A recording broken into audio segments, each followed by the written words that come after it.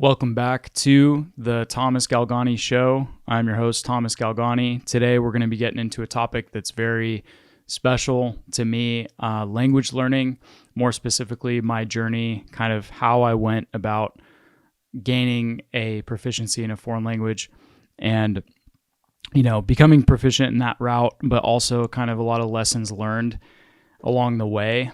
And, that I think these lessons learned will apply to almost any area of your life, because I've found that applying them to other areas of my life, it's helped out quite a bit. And so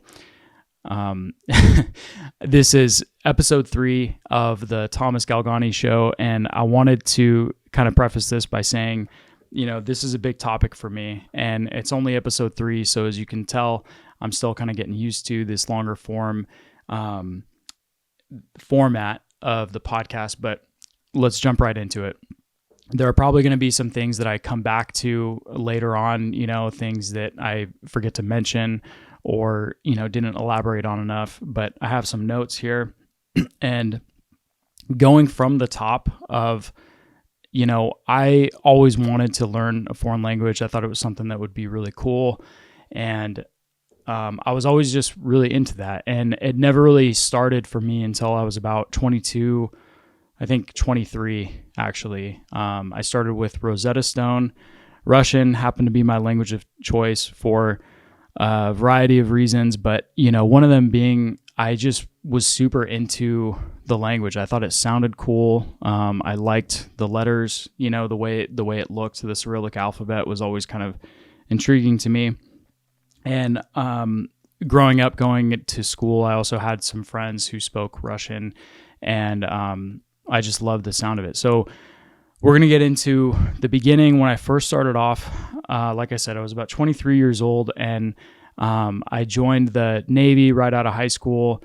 And I ultimately, when I was in the process of getting out and my time was up, I decided, okay, you know what? I'm 23 years old, and it's been enough time to be putting this off. This is something that I've always wanted to do. I'm going to go to college, and then this is going to be my focus. I want it to be something that I really put everything into, and I become a proficient. I can't tell you why exactly the proficiency specifically was my focus, but I started with Rosetta Stone, and then I enrolled in community college, language classes through the community college. And I kind of jumped around with majors, to be honest. I went from psychology for like the first year in community college, going back after, getting home, working, and just kind of applying the lessons that I learned in the military to just real life, kind of sort of regaining my traction in the real world, so to speak. It's that transition is hard for a lot of people coming out, but I really wanted to focus on this while I was working and taking the other classes like psychology. I also I ended up becoming an English major, which I think kind of helped me with the language learning route. But about, I want to say like a few weeks into the language courses at the community college, I heard about a program in Monterey, California, that was very focused on language learning, where it was just amazing. The professor, basically said, like, if you go there, you do this course, it'll be amazing. And I found out that she was talking about, because they have so many different programs down in there. It's a very language centric kind of place. And I ended up working there myself later on, but I decided that once I heard about this place, I was going to, I researched online, and there was a summer intensive language program. That was actually the acronym for it. SILP is what they call it, Summer Intensive Language Program. And I wanted to go to that, and I was using my GI Bill. I didn't want to have to pay, the big fee for that. And so I said, okay, I'm going to use that. And this is kind of an interesting story for this part of it, because when I first applied, I was accepted. But when I applied with the GI Bill, the advisor, one of the advisors or whoever it was, reached out to me and said, you can't use your GI Bill for this because we see on your records that you've already taken a beginner course in Russian. And so the only way that you could use the GI Bill for this is if you place in the intermediate level. But that was recommended for if you had like at least 2 years of the language studying of language classes under your belt. And so they said, what you can do is reach out to the professor, and see, she can assess your language proficiency and then see if you can place in the intermediate. And so I was kind of nervous about this, but I thought that this was the best route. It was because of my obsession with it at the time. I was extremely nervous and just kind of like, I was like, okay, I want to fast track my journey, not just for the financial benefits, but also just, okay, this would be really cool if I place an intermediate.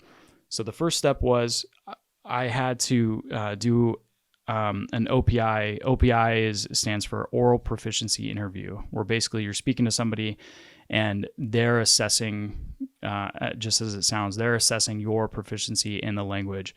And the scheduling for that was even kind of difficult. It was like right before a class that I had, and then after like a shift at work or something like that. I just remember it being really difficult. Like, okay, this was the one slot of the week that she had that worked with my schedule as well. And I had to do it on campus at the school, but the only place where I could actually get service was actually at the top of the parking garage. And so I drove to the top level, and I'm sitting in my car. I have everything lined up. I'm like, okay, I'm ready to go for this interview. As soon as she calls, it's immediately in Russian. And I'm thinking like, man, this is intense. I end up carrying the conversation, well enough for, it was, I think like 15 minutes, which at the time was very intense for me. And she basically gave me the green light and said, like, I think you will do well. You'll do okay.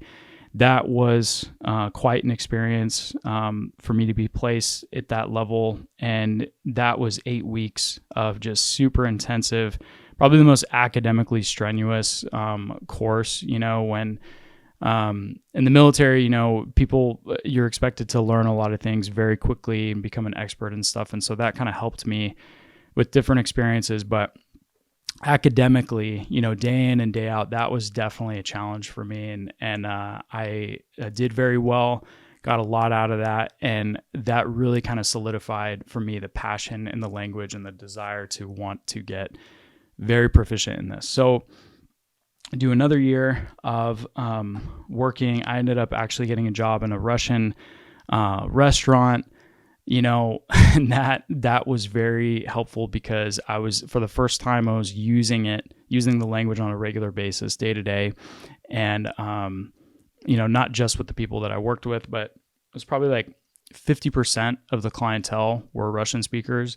And I loved it. I loved every minute of it. It was, sometimes it was challenging, and in the service industry, for anybody that doesn't know, it's very challenging.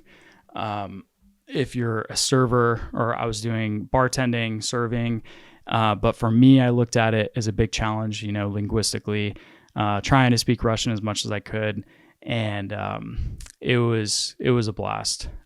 From there, I ended up going into what they call the language villages in Vermont. This was back in 2015, so almost 9 years ago.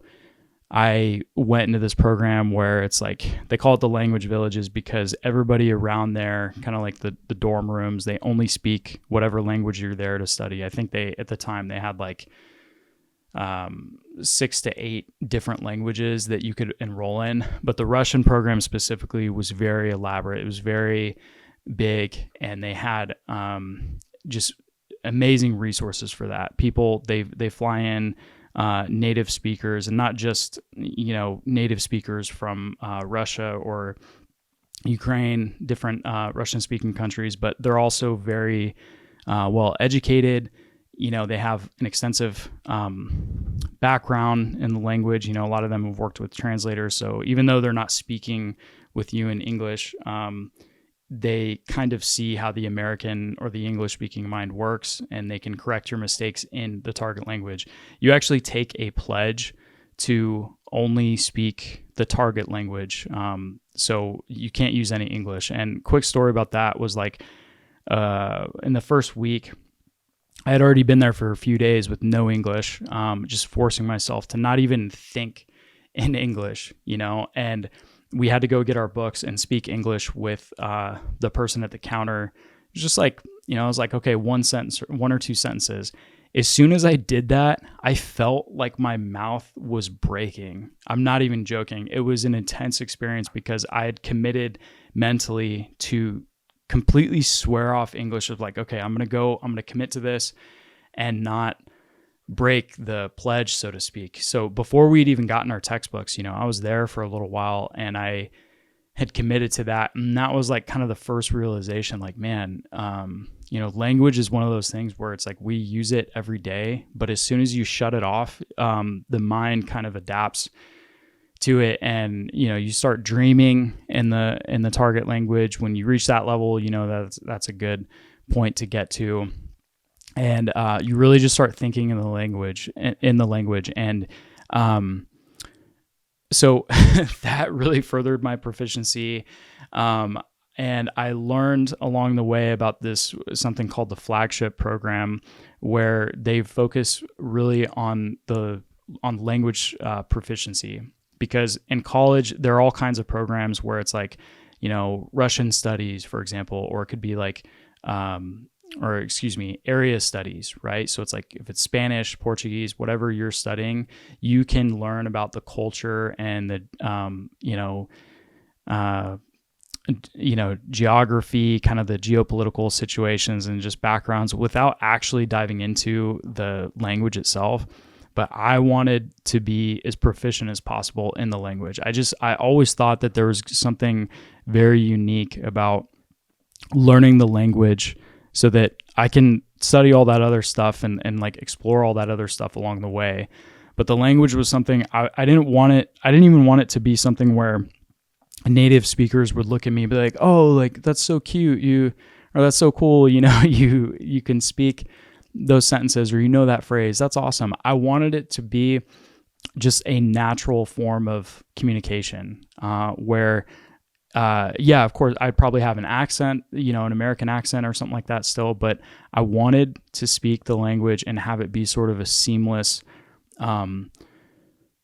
just seamless conversations and really kind of live in the language. That was my goal. And when I got into the Flagship program, UCLA happened to be the closest college that offered that. At the time, I think there were only 5 universities that offer that. I think they're definitely still around. So if you are listening to this and you're somebody who, maybe you're in high school and you're thinking about joining, maybe you're in high school and you're thinking about, what college should I go to? What should I do? And you really want to become proficient in a language, check out the Flagship program.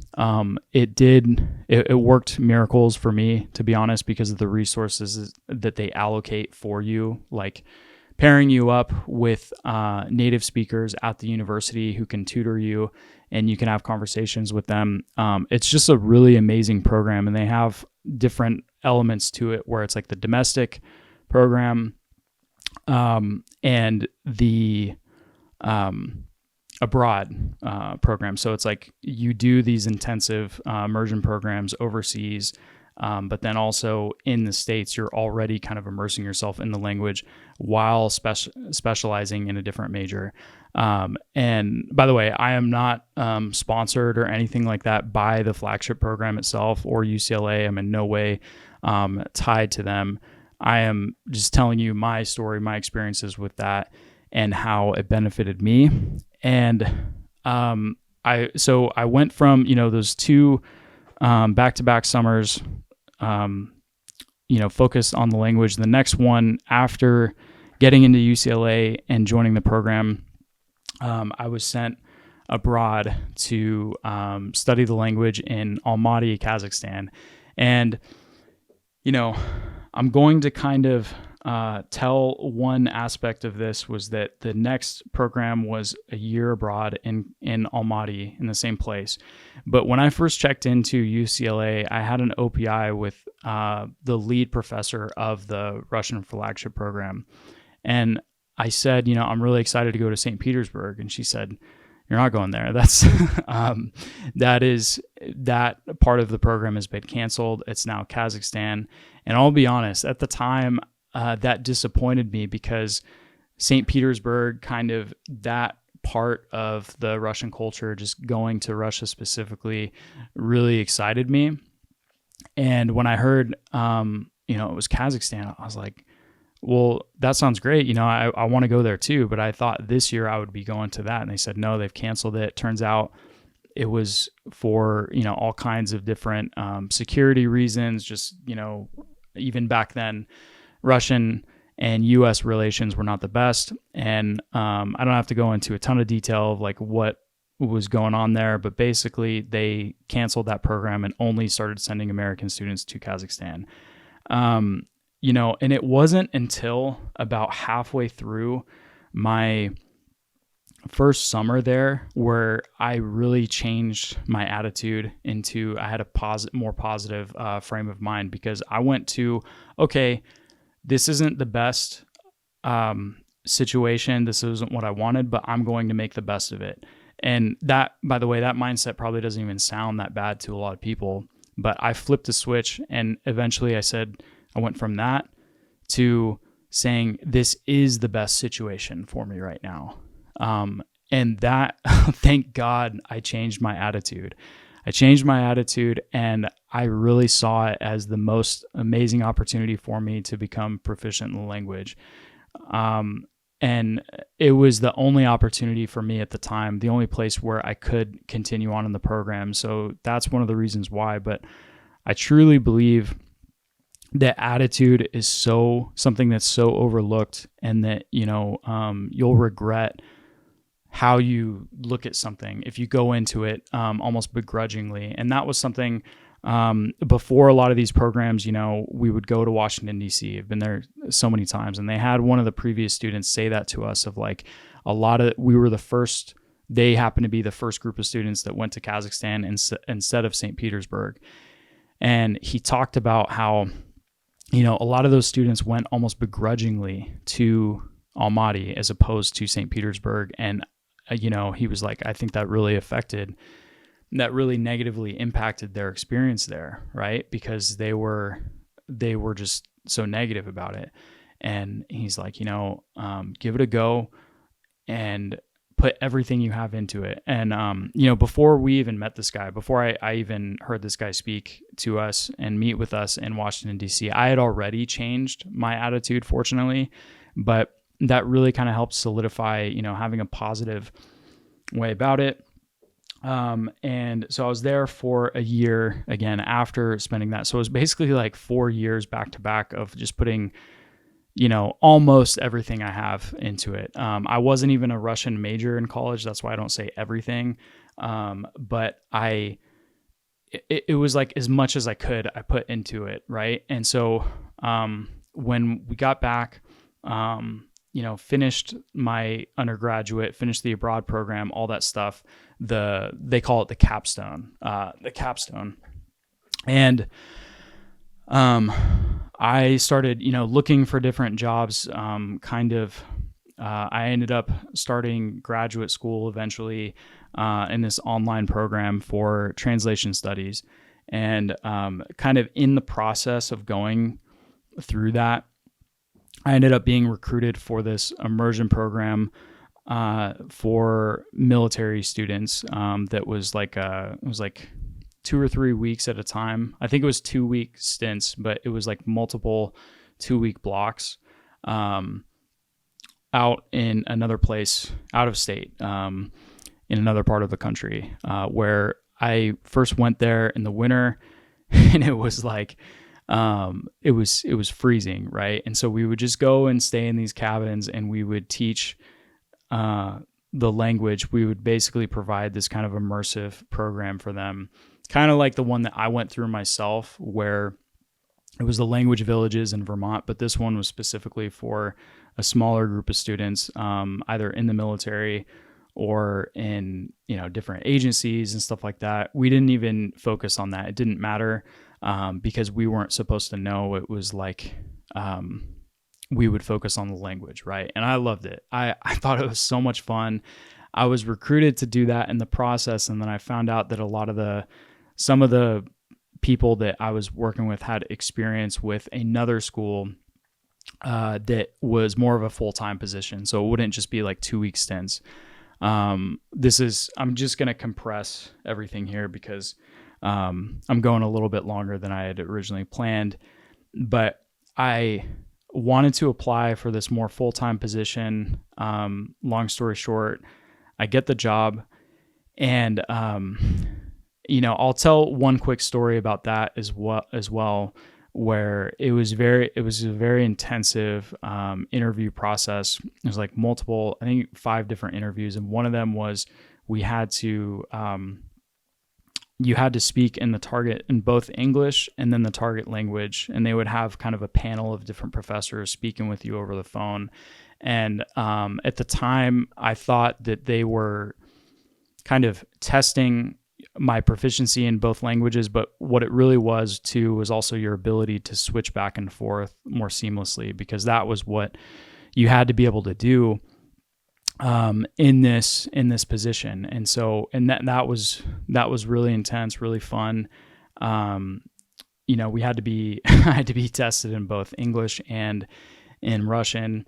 English, even though they knew I was an American, that was just part of the protocol. They had to make sure that, okay, I had that.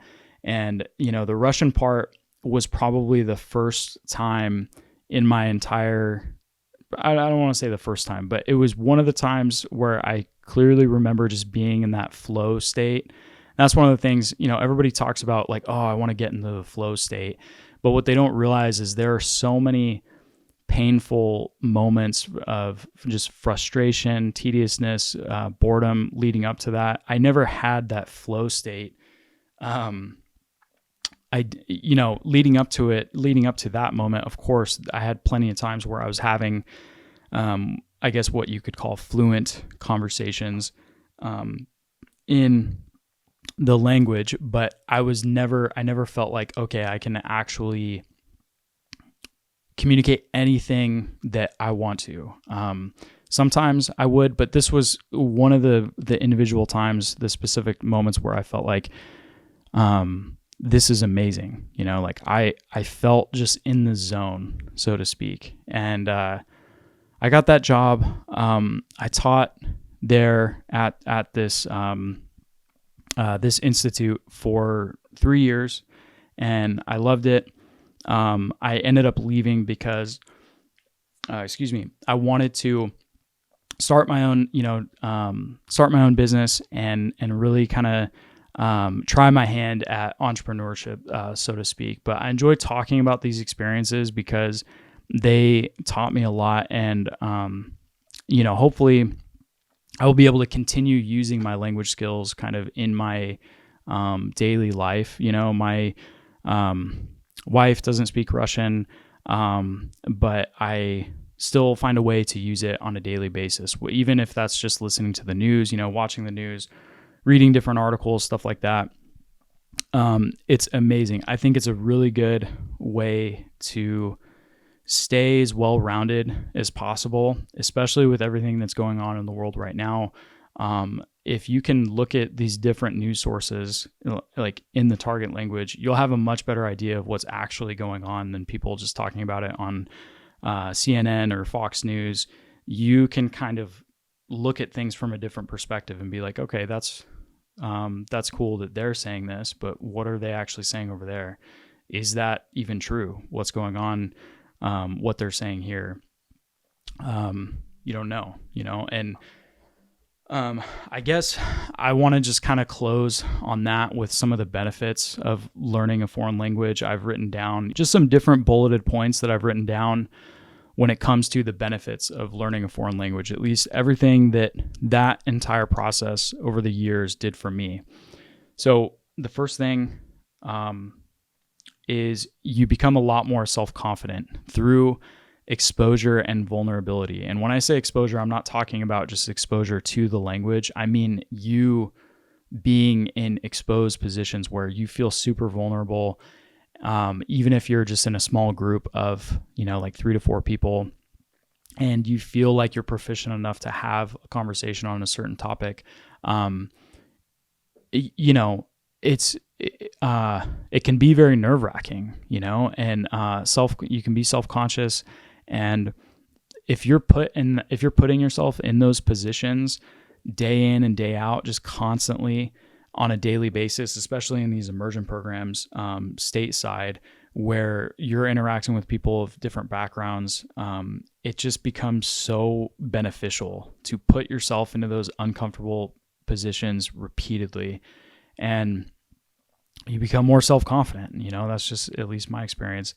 So self-confidence through exposure and vulnerability, cultural awareness, and competence, becoming more competent in different cultural environments, global awareness, kind of going back to what I was saying about even just looking at different news sources, having a better idea of what's actually going on. A lot of times, if you're not in the certain area, in a certain part of the world, you still don't know, but you'll at least have a better idea than the person who's just watching Fox News or CNN and they're saying like, no, they said this, that's what's going on. It's like, you don't know that.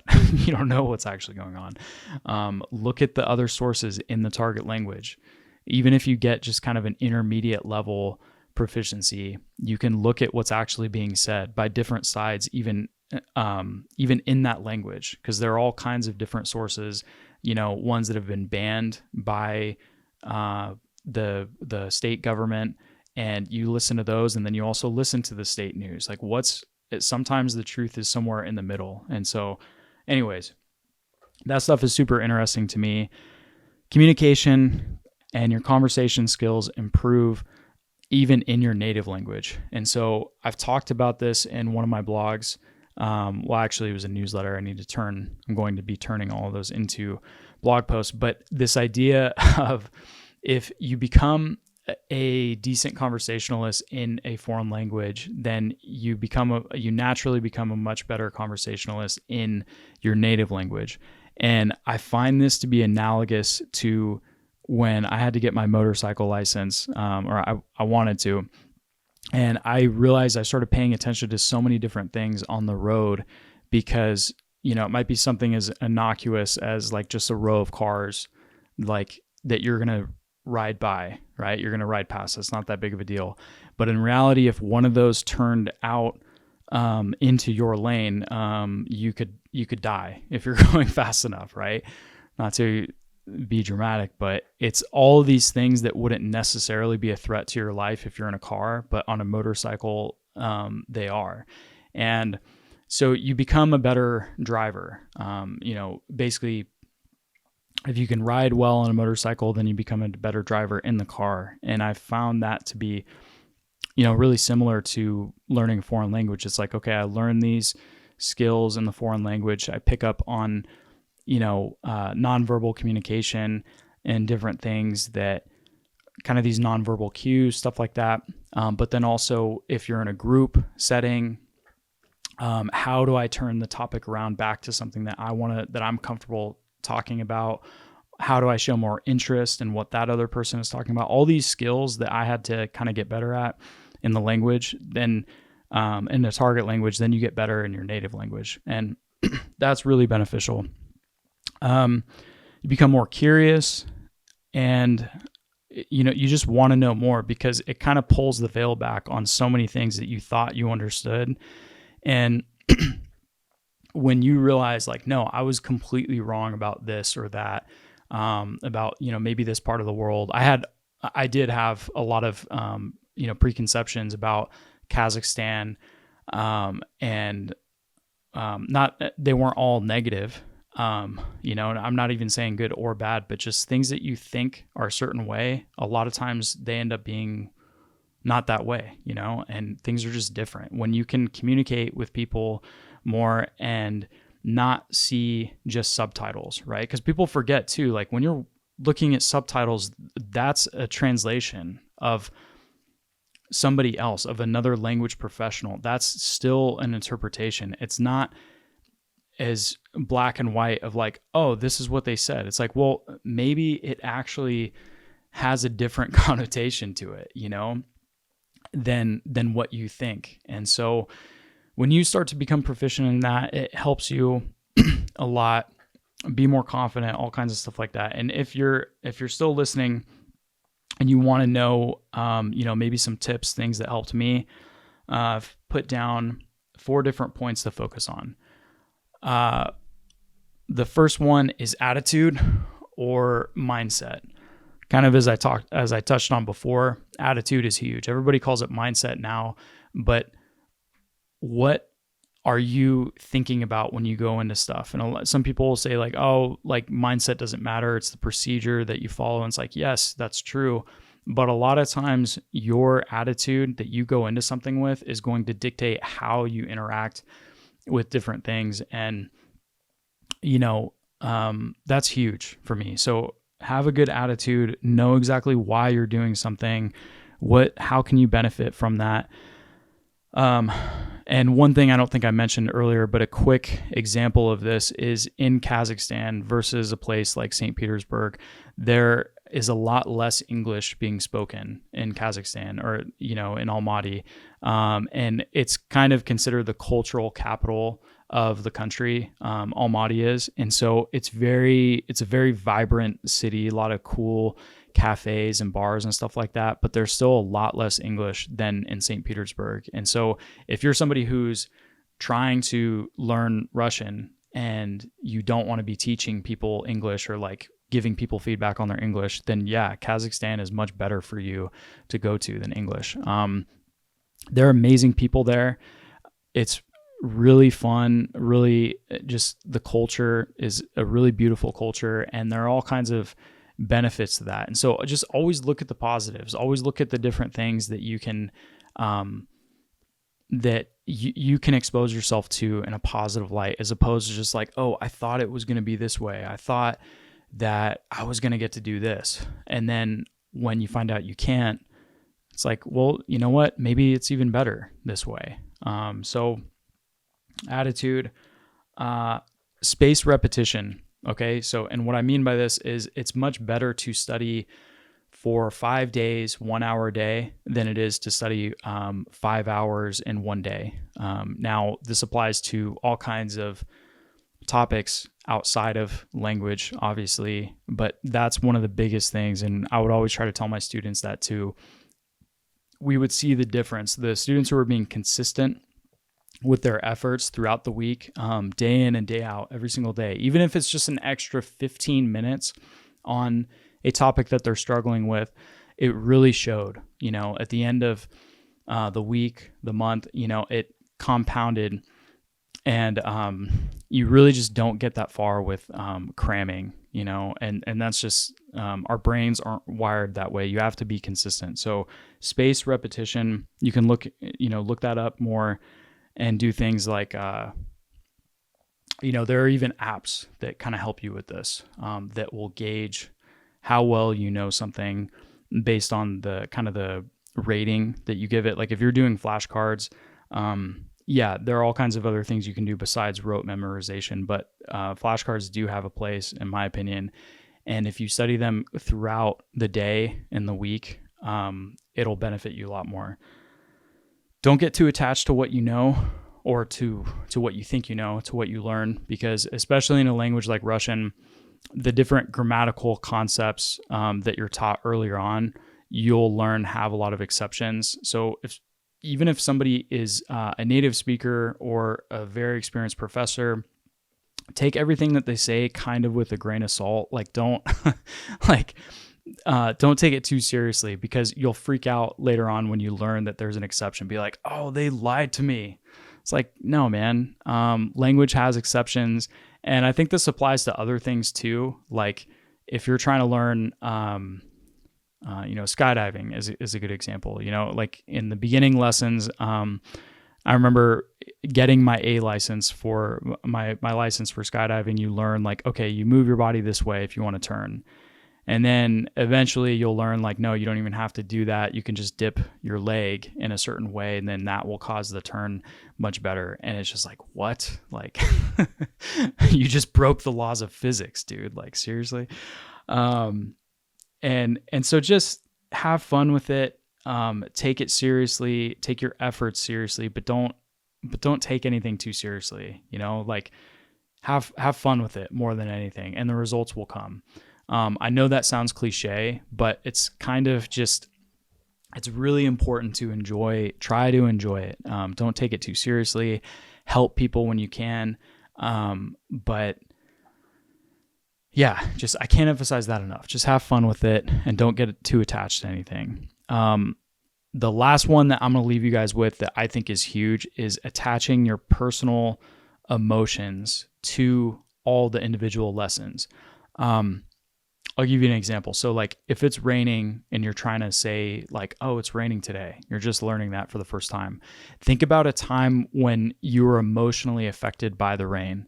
So like maybe you're on a date and you get soaked because you're walking outside, and then you have to say like you have to say in that language like, okay, it's raining, so we're going to do this. If you can attach that memorable incident to that linguistic structure or to those phrases, it'll stick with you so much longer. I'm going to tell one last story real quick when it comes to emotion, and what I think is a great example of why emotions and kind of like your mental state plays such a big role in like what you use and what you can memorize. So like one of the professors that I was working with one time, he happened to be very fluent in English. So he was from Russia, but we were both teaching Russian together, right? And when we were at work in the academic settings, like in the buildings and stuff, he would always speak English to me when he wasn't teaching the language or like using the language to teach Russian to like for the specific phrases and stuff like that. He would speak English to me, and I'm like, man, what are you doing? Like the students should be hearing us speak Russian, right? And what was hilarious to me about this was when we all went out with the students one time to a brewery or a cafe or whatever, I noticed then there were almost no words of English being spoken. Even when it came to his time to order a drink or food or something like that, it was almost like he forgot English. And the more I thought about this, it's my theory that he was in the mental state of being relaxed, right? When we were doing these extracurricular things out in town, and he was more comfortable in his native language, and therefore he only spoke that way, right? But when he was at work in a professional setting, then he was more comfortable. He was almost like forcing himself like, okay, English is the professional language, my professional language of choice, so to speak, right? And so it's almost like putting yourself in the mental state of like whatever is required there. That's my theory. I hope that makes sense. But basically the idea of like however you frame your mind for the moment is really going to impact the way that you perform, whatever language that you're using. So I thought that was a pretty interesting kind of phenomenon for me. It was like, it can change. And so you guys, there are so many things I kind of skipped over, kind of breezed over with my experience in becoming proficient in a foreign language, but I'm going to leave you with those benefits, those tips. I hope that was helpful. If you guys have any questions or things that you want to touch on a little bit more, that you'd like me to touch on more, just leave a comment, shoot me a message on Instagram, wherever. Basically, yeah, any normal way. Instagram, Thomas Galgani. Leave a comment here on if you're watching this or listening to this on YouTube. I will get back to you guys. I do read all the comments. So thank you so much for listening. And until next time, guys.